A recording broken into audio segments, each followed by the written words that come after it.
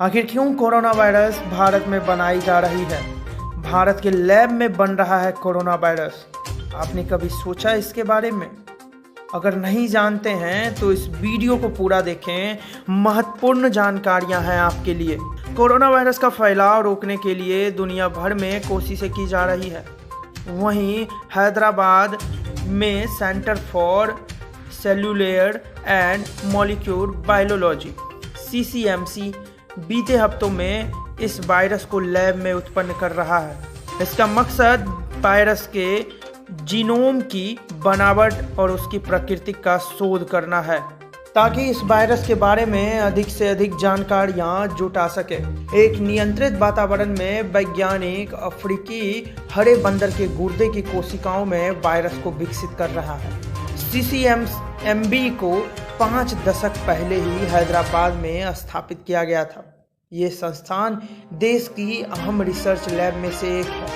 यहाँ वैज्ञानिक लगातार वायरस के प्रसार को रोकने के लिए नए तरीकों की खोज कर रहा है।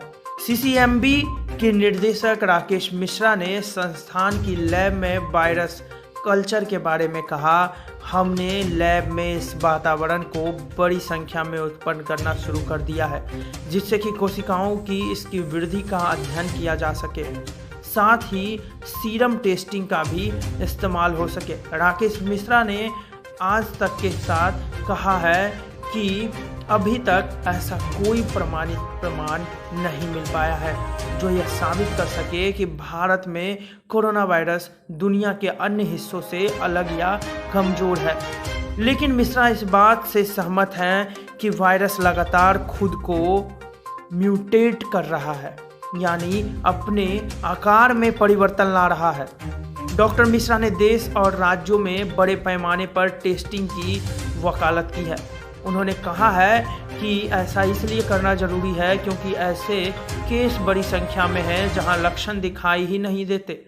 डॉक्टर मिश्रा ने लॉकडाउन को बढ़ाए जाने का भी समर्थन दिया है।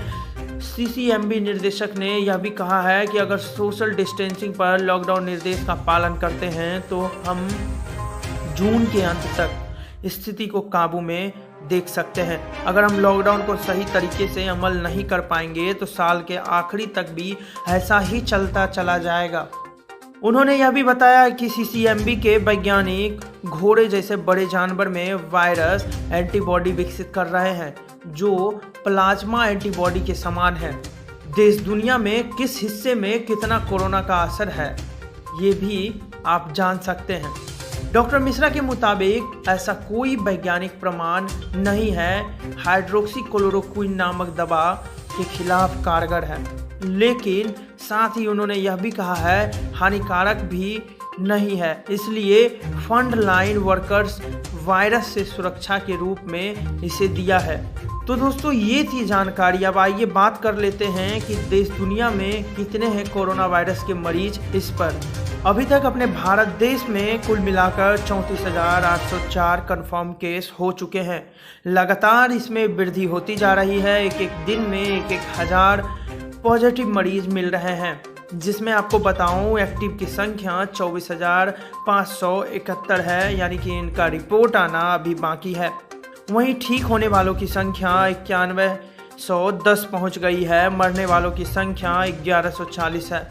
काफ़ी ज़्यादा बढ़ती ही जा रही है मरीजों की संख्या। ऐसे में हमें ध्यान रखना होगा, सोशल डिस्टेंसिंग का पालन करना होगा, तभी हम लोग बच सकते हैं इससे।